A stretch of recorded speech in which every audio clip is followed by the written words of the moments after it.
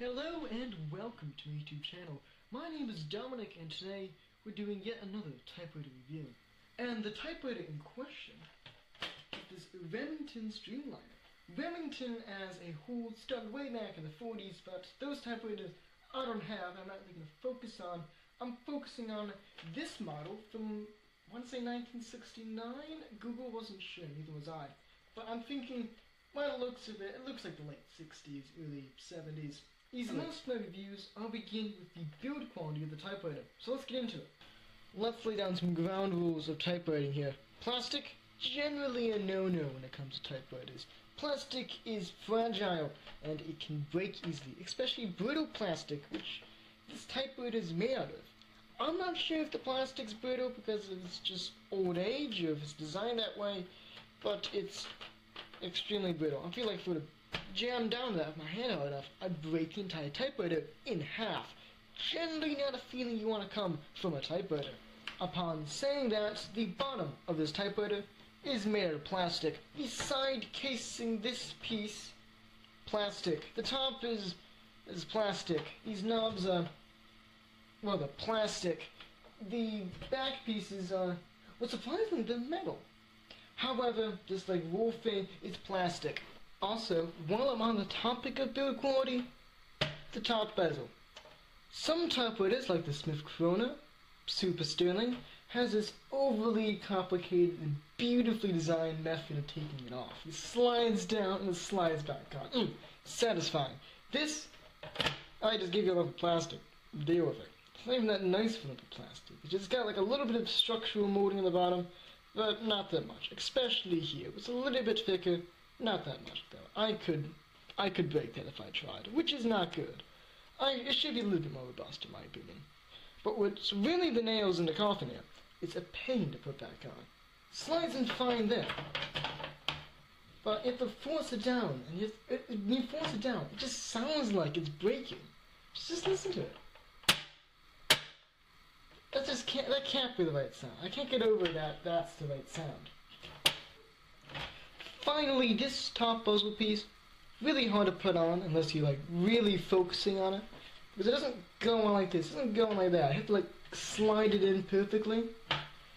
It's impossible to do unless you like focus on it and try a couple of times. And, like do hours of practicing ahead of time like I do.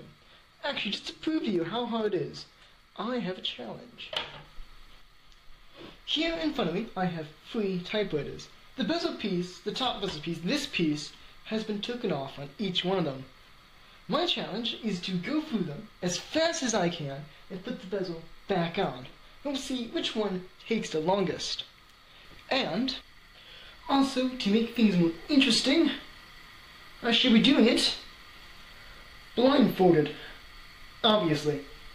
I can see nothing. Is already going right? Yep. Okay. Alright, I am completely blindfolded, separated from reality, isolated from my glasses are falling off my head, separated from anything and everyone. Alright, let's do this. All I have to do is click the timer to begin it. I should have thought this was a bit more. Trackpad on my laptop. I think it's right at my fingers, I'm guessing. Alright. 3, 2, 1. Okay. Oh, what was that? No, they just...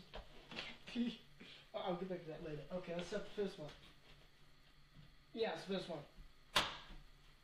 One-handed. Beautiful. It was like LeBron James there. Okay, second one. Okay, the third one.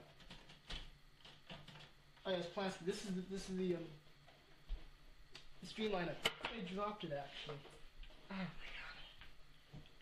I have to leg at the table. Oh, that's a tripod. Oh, okay.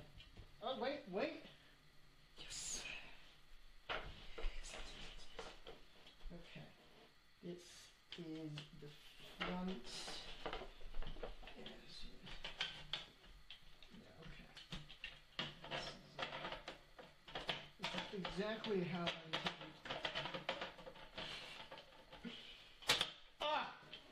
Beauty! Alright, hit the trackpad and be over. I can't find it. There it is. That's the try. Click it, click. I think I clicked it. I didn't click it. Now I clicked it. The time is 1 minute and 12.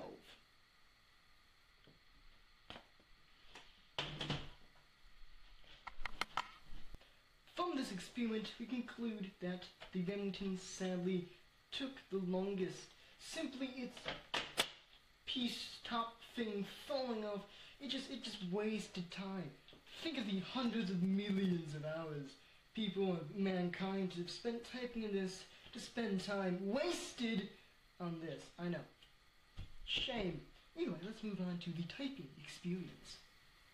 Let's move on to its quirks and features, not its typing experience. That comes later on. Bad past Dominic forgetting what order you do your videos in.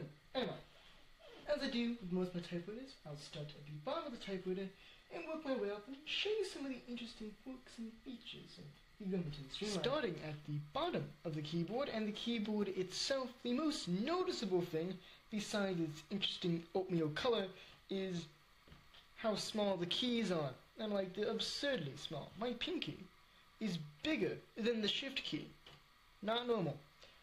Also, because they're so small, in consequence, the spaces between them are much bigger, which means while you're typing, your fingers can easily slide into and between the keys, scraping them and causing jams, which is just unpleasant. I don't know why Remington puts such small keys in them. Granted, they do look quite nice, but practically wise, I could never live with it. Also, while it's a minor thing, Remington put these cute little curve on the bottom of the backspace, which I kind of like, actually. Moving up the keyboard to this plastic bezel again, but more importantly, what's inside the bezel. And I'm talking about the two ribbon reels, which are notorious for being bad. You see, Remington uses these proprietary ribbons that can only work in other Remington Streamliner typewriters.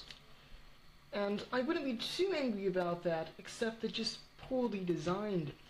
They don't come out. The only bits that can come off are the top little covers, which means replacing the ribbons is just a mundane and annoying task. And you can tell that the owner of this, who wasn't me, obviously, previous owner has never replaced it. There was a clear wear mark right below my thumb where the typewriter has always hit it. You haven't bothered to flip it over, because that involves unraveling all that.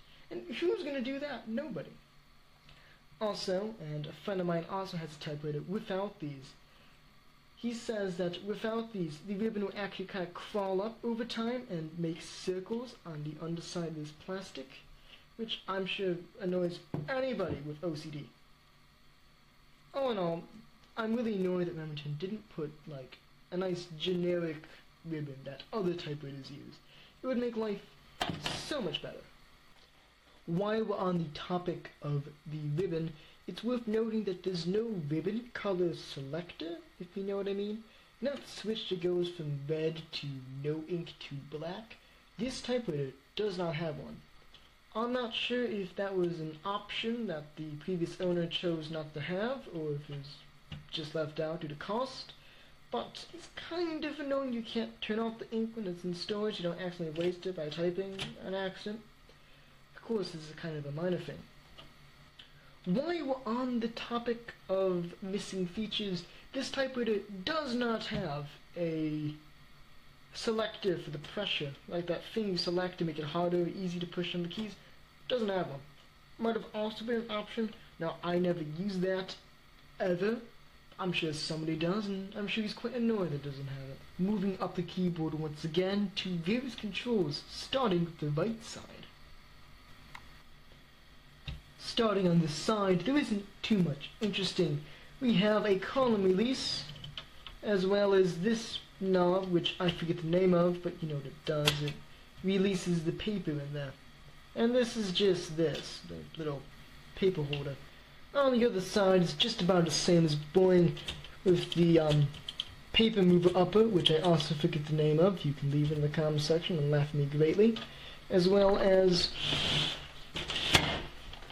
the selector to select how many spaces you want in between your lines, which is really tough to move. I don't know if it's like rusted or just jammed up from old age. This lever also folds down for packaging, like a lot of these typewriters do. However, still really hard to move. And moving up to the very top, the final feature of this typewriter, the two margin reaches, which are your generic push to adjust, except they don't adjust because they're broken. Both of them. Neither one of them work. All of the notable features of this typewriter. It's got barely anything. This Smith Corona, this Skywriter, which was designed to be minimalistic, has more features than this. It's pitiful is what it is. Would I recommend the Remington Streamliner? The answer is no. Of course I wouldn't. That was probably my clue in the video. Its plastic parts are cheap and plastic. It has many design flaws, like its overly small keys, which your fingers get stuck in between. Its ribbon is just poorly designed and manufactured, and it's lacking key parts like a ribbon selector that other typewriters have practically standard, and not to mention the price. When I was researching this typewriter before I filmed this video, I noticed that they went upwards of $100 on eBay. $100! That is a lot of money for a typewriter that doesn't really work too good. And for the same money, you can get a far better typewriter, like a Smith Corona or an Underwood, or even other Remingtons, just not this one. The options are endless. Quick questions for my returning regular subscription viewers. What if I did a podcast, and what if I did a Q&A? Questions that I would like you to ponder on as you hopefully write responses down in the comment section. That was a really poorly constructed sentence. Just hear myself say that. Anyway, what if I did do a podcast? Would you guys like enjoy that, not enjoy that? How about a Q&A? I haven't done that in a while. Kind of fun. Either way, leave your responses down in the comment section. I will probably read them. And until next time, my name is Dominic, and thank you for watching.